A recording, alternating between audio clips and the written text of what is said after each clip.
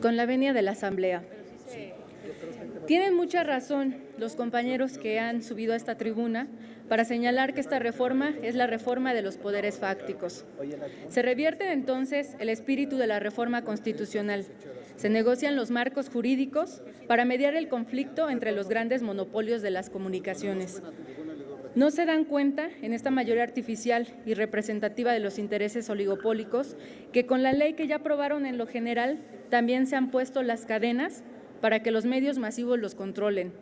A los medios de comunicación no les importará mostrar la corrupción y la podredumbre del régimen, sino solo de aquellos que osen oponerse o disentir de los intereses de las grandes cadenas de comunicación.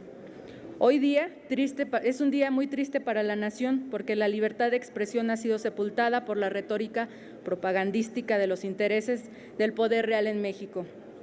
Lo más patético de las argumentaciones presentadas aquí es que sostienen que gracias a esta ley ya no pagaremos larga distancia, que nuestros saldos van a ser respetados y que gozaremos de mejores tarifas, como si los servicios de telefonía, internet y televisión por cable no fueran los más caros del mundo de acuerdo con el informe 2011 de la OCDE.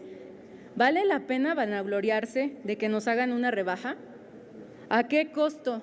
¿A qué costo entregar los monopolios del sector, a los monopolios del sector todas las facilidades en una bandeja de plata? Señores, era nuestra obligación ajustar las tarifas. No hay nada de qué vanagloriarse, pero lo más grave de la reforma es que no sirve para abrir la competencia en el sector.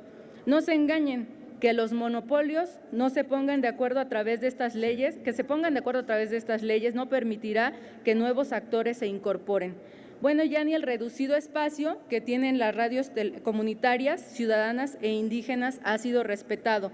Ni a eso estuvo dispuesto la mayoría artificial en el legislativo para contribuir a la cultura democrática en el país. Del tema de las radios comunitarias e indígenas trata nuestra reserva. En nuestro país, 24.2 millones de mexicanos viven en el medio rural, de los cuales 7 millones son indígenas. De acuerdo con el informe 2010 de la CEPAL y de la UNICEF, uno de los factores más determinantes para que la población de los medios rurales e indígenas en México sean altamente vulnerables es el acceso limitado que tienen a la información y a las tecnologías de la información. Señalan en dicho informe que la predominancia de los medios de comunicación comercial en estas comunidades es un factor que pone en riesgo la identidad cultural y los valores tradicionales del medio rural e indígena. Y parece que en la Ley Federal de Telecomunicaciones y Radiodifusión que hoy estamos comentando, se pretende que las radios comunitarias e indígenas no solo no crezcan, sino que desaparezcan. Se argumenta, al establecer la prohibición para que puedan vender publicidad, que eso constituye una competencia desleal para la radio comercial, como si restringirlas al 10% del espectro de FM no fuera ya de por sí desleal e inequitativo.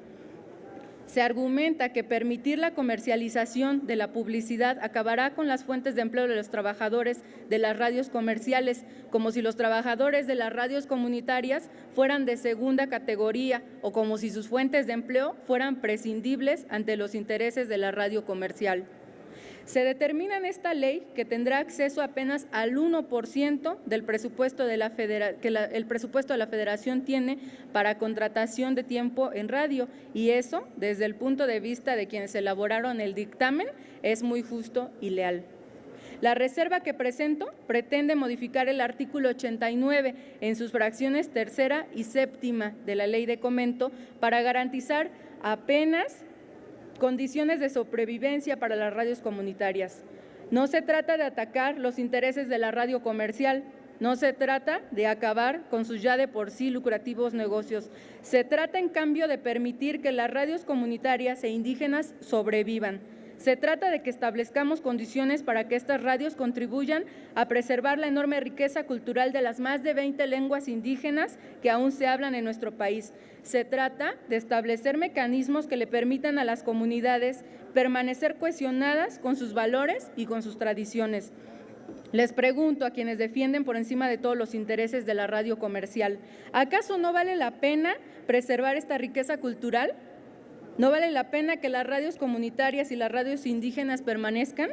Más importante aún, esta pregunta es para todos nosotros como legisladores y legisladoras. ¿Acaso no vale la pena que las radios comunitarias e indígenas permanezcan y cuyos fines y objetivos son totalmente ajenos a lo comercial, cuyos fines se orientan más a la preservación de la cultura, las artes y la cultura democrática? Mienten quienes sostienen que esto se constituye en una competencia desleal.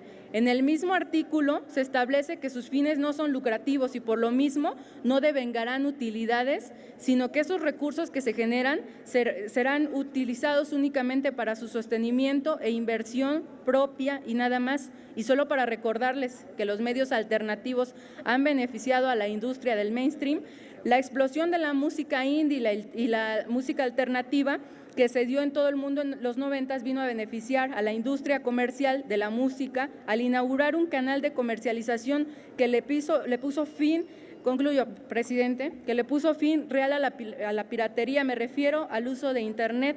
Hoy por hoy se vende más música por Internet que por cualquier otro canal. Y las adiciones finalmente que se presentan en esta reserva es a la fracción tercera del artículo 89 para adicionar las siguientes palabras, incluyendo la emisión de mensajes comerciales y venta de publicidad a la iniciativa privada, y en la fracción segunda sustituir el 1% por el 3%. ¿Es cuánto?